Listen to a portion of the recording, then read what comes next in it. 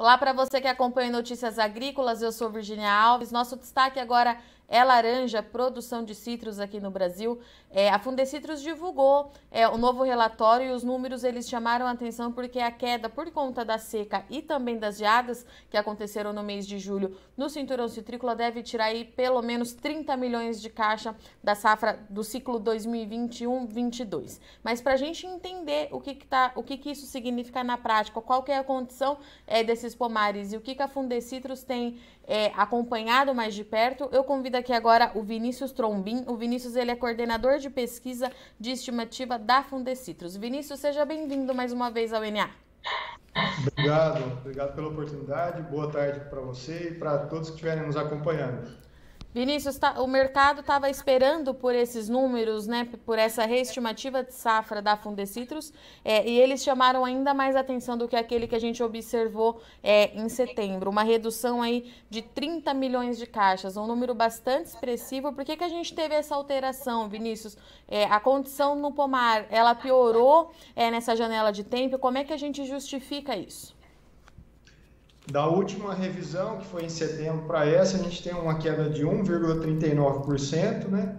E em comparação à estimativa inicial, que tinha sido feita em maio deste ano, são mais de 10%, 30 milhões de caixas, como você tinha falado. E o principal motivo é a seca, né? Que ela já estende há muitos meses, né? Agora, em outubro, a gente começou a ter o retorno das chuvas, mas ainda a gente está com condições abaixo da média histórica em termos acumulados de chuva. Então, a laranja não cresceu, né, como vinha crescendo, como era a média histórica, né? Se a gente comparar aí a laranja média das últimas 5 safras, a gente tem um peso médio de 169 gramas. A laranja dessa safra é projetada para alcançar 142 gramas. Até novembro, a laranja colhida estava pesando 139 gramas. Então, das chuvas que agora vão acontecendo, né, até o encerramento da safra, deve melhorar um pouquinho esse peso e deve passar, então, dos atuais 139 gramas, chegando no final com 142 gramas de peso médio. Por isso, essa safra tão ruim em relação à estimativa inicial e essa queda grande aí de 30 milhões de caixas. Vinícius, a gente acompanhou o produtor durante esse tempo muito preocupado com essa questão da laranja que chegaria até o mercado, que poderia ser um produto que não fosse aceita pelas indústrias, enfim. Com essas chuvas e essa possível recuperação que a gente pode ter no peso, o cenário ele passa a ficar mais confortável de alguma forma para o produtor? Olha, a gente está essas chuvas agora que estão acontecendo em dezembro, elas já estão num volume melhor, né? Essa semana mesmo choveu em praticamente todas as regiões aí do cinturão citrícola. Nós estamos nesse momento já no pós-florescimento, né? Os talhões já emitiram a primeira florada. Essas chuvas de agora para frente, elas são muito importantes para a próxima safra, né? Essa safra atual, o fruto deve crescer, sim, como eu tinha dito, pouco, né? De 139 chegando a 142 gramas. Mas em relação ao consumidor de mesa, esse não vai perceber tanto essa laranja pequena, porque a mesa faz uma seleção, né? Essa laranja que chega para o consumidor final, ela é bem selecionada, então só vão as melhores frutas para o consumidor de mesa, e a indústria não tem problema, ela consegue processar, né? Embora seja muito mais difícil processar essas laranjas pequenas, né? Tem perda aí no processo de produção, mas ainda é possível produzir o suco de laranja e sem grandes alterações na qualidade, né? Então a gente tem um suco de laranja com a qualidade normal aí, né?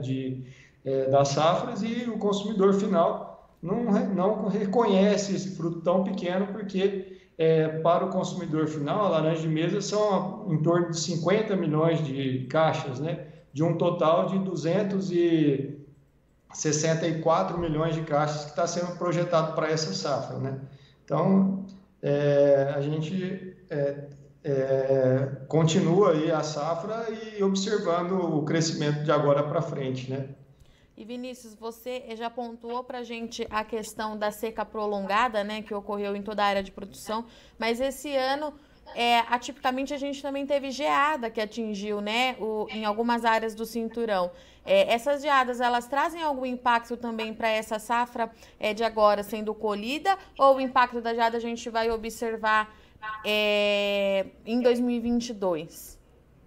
Não, o maior impacto é nessa safra mesmo, né? E o que a gente tem percebido é uma queda de frutos prematuros muito alta. Então, hoje a gente estima uma queda de quase 21% dos frutos que originaram nas árvores, eles não devem chegar até a colheita. Então, imagina que de tudo que a árvore originou de frutos, só 79% deles que devem chegar até a colheita, né? E isso, uma boa parcela desses frutos não chegam por conta dessas 3 geadas que a gente teve consecutivas em muitas regiões em julho. E Vinícius, falando na colheita, como é que estão os trabalhos? O produtor consegue avançar?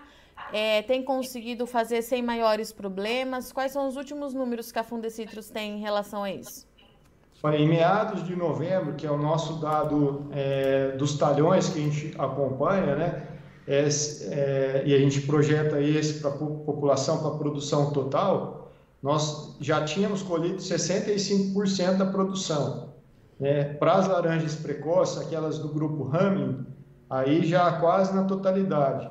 A Pera Rio, 70%, a Valência, as tardias, né, e a Natal, folha murcha, em torno de 40%, pouco mais de 40%. Então, os produtores estão avançando, né, na colheita, mas ainda está em ritmo mais lento do que o normal para essa época do ano, justamente por conta da seca. E Vinícius, e como é que está a condição de chuva, né? Você já falou para a gente que voltou a chover, tem a expectativa dessas chuvas de agora de dezembro trazer ainda mais alívio para o produtor, mas voltou a ficar dentro da média, recuperou aquele déficit hídrico, a gente ainda depende muito da condição climática? No acumulado de maio a novembro, nós ficamos na média geral do cinturão citrícola cerca de 31% abaixo da normal, da média histórica para o período, né? Mas em algumas regiões esse índice foi ainda pior. Por exemplo, Votuporanga, menos 51%, Limeira, com menos 50%. Só teve uma região das 12 regiões do cinturão que teve chuva acima da média histórica. As demais, todas abaixo da média histórica. E para o ano que vem, quais são as expectativas, Vinícius? Elas estão mais positivas em relação ao clima? Como é que deve ficar? Como é que vocês têm monitorado isso? Quem nos assessora nessa área é a Climatempo Somar Meteorologia, né? Uhum. E a perspectiva é que nós estamos no Laninha, né? E esse Laninha vai até o outono do próximo ano. Então, até lá, nós acreditamos que as condições climáticas sejam de chuvas abaixo da média, mantém essa condição abaixo da média histórica, né? E com temperaturas mais amenas nessa região do cinturão citrícola. Vinícius, tem um outro assunto também que a Fundecitrus tem falado bastante nesses últimos meses, que é a alta incidência do greening, né, no pomar aqui do Brasil. Como é que está essa condição? Ainda é bastante preocupante? O produtor está atento, fazendo o controle? Como é que vocês têm avaliado isso?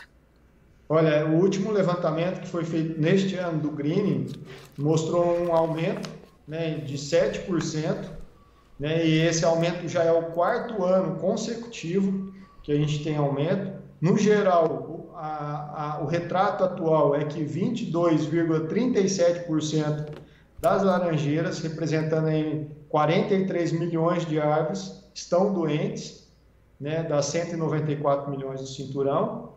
Mas se a gente não tivesse feito a eliminação de plantas doentes, né, e o replantio de plantas, né, o plantio de plantas novas aí no cinturão, né, esse número que é de 22% teria chegado quase 27%, mais de 26,5%. Então, é muito importante, né, que os produtores ainda mantenham, né, a população de psilídeos, que é o inseto transmissor da doença, em nível baixo, né? Então, fazendo o controle da população de psilídeos, né? E também faça a eliminação de plantas doentes, que são aqueles focos que transmitem a doença, né? Então, a gente tem regiões do cinturão citrícola que já representa, está em índices muito elevados, né? Por exemplo, Limeira, que tem 62%, Brotas, mais de 50%, Porto Ferreira, em torno de 38%, Avaré, em torno de 30%.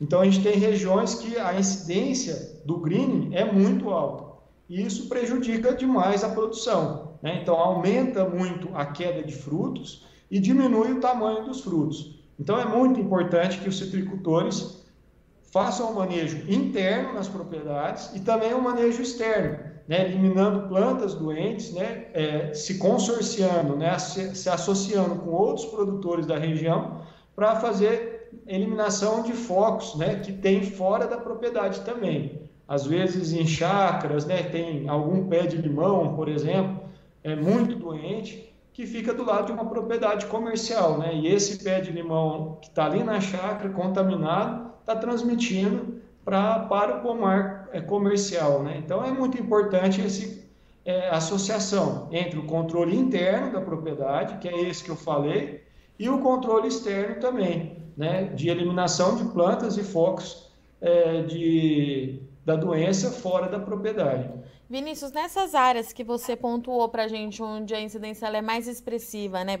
Brotas, Limeira, tem alguma condição que favorece a incidência da doença nessa região, ou é por conta dessa questão de controle mesmo do inseto vetor? Tem alguma justificativa? Olha, a principal em Limeira e Porto Ferreira e em Brotas também, né, é que a gente tem propriedades que são muito pequenas. Uma frequência, um aumento do número de propriedades pequenas nessas regiões. E essas propriedades pequenas têm muitas árvores que estão na borda das propriedades e menos árvores no interior das propriedades. Então, essas árvores da borda, elas são alvo fácil, né, para os insetos transmissores que entram, né, o psilídeo que entra na propriedade, contaminar essas árvores de borda. Já nas regiões que têm condições mais quentes também, né, por exemplo, Triângulo, Votuporanga, e também mais frias como Itapetininga, as condições climáticas também não são. Além da gente ter lá, por exemplo, no Triângulo, em Itapetininga, propriedades maiores que têm mais plantas internas do que na borda, né, nós também temos condições climáticas que prejudicam, né, a criação desses psilídeos, né, que não favorecem, são desfavoráveis para o aumento da população desses insetos. Então, isso, e da bactéria, né, também, né? Então, isso faz com que a doença seja menos expressiva nessas regiões. Perfeito. Vinícius, eu agradeço muito sua disponibilidade e participação mais uma vez. Eu deixo o convite aberto para você voltar a Fundecitrus, voltar aqui no INEA para a gente continuar acompanhando aí, que tem bastante coisa para acontecer. Muito obrigado, viu? Se eu não falar mais com você, bom restinho de ano para você, para toda a equipe da Fundecitrus e até o ano que vem. Muito obrigado. A gente continua por aqui fazendo acompanhamento da safra e tendo sempre notícias. Nós estamos à disposição aí para compartilhar com vocês. Um abraço, um ótimo final de ano para vocês também. Portanto, essa foi a nossa conversa com o Vinícius Trombin. O Vinícius, ele falou em nome da Fundecitrus, que divulgou recentemente sua reestimativa de safra, né? A gente sabe que o setor da laranja foi uma das mais impactadas, um dos mais impactados aí pelas condições climáticas bastante adversas. Teve seca e teve também geada nesse ano, né? Então, além daquele problema de baixo volume de água, o produtor também enfrentou aí um frio intenso que vem resultando aí numa quebra bastante expressiva de produção. E na safra 2021, a Fundecitrus estima aí pelo menos 30 milhões de caixas a menos no mercado. então é um número que chama muito atenção. O Vinícius explicou para a gente aqui que a seca é um fator determinante para esses números, foi um fator muito importante, mas a geada vem contribuindo bastante, muita queda de frutos sendo observada e, paralela a tudo isso, tem a incidência do greening, que está bastante expressiva no Brasil. Vinícius, mais uma vez, veio aqui no Notícias Agrícolas com a Fundecitrus para alertar o produtor que precisa fazer esse controle, tem que prestar atenção, porque há algumas regiões, como em Limeira, Porto Ferreira, que registram aí uma incidência bastante expressiva com números parecidos ao que a gente observou na Flórida há um tempo atrás. Então é hora do produtor fazer esse manejo, entender o que está acontecendo para evitar que essas perdas, que já são tão expressivas por conta do clima, sejam ainda potencializadas por conta da principal doença, que é o greening. Bom, eu agradeço muito sua audiência e companhia, mas não sai daí que a nossa programação continue, já já a gente está de volta. Participe das nossas mídias sociais, no Facebook, Notícias Agrícolas, no Instagram, @Notícias Agrícolas e em nosso Twitter, @Noteagri. E para assistir todos os vídeos, se inscreva no YouTube, na Twitch, no Notícias Agrícolas Oficial.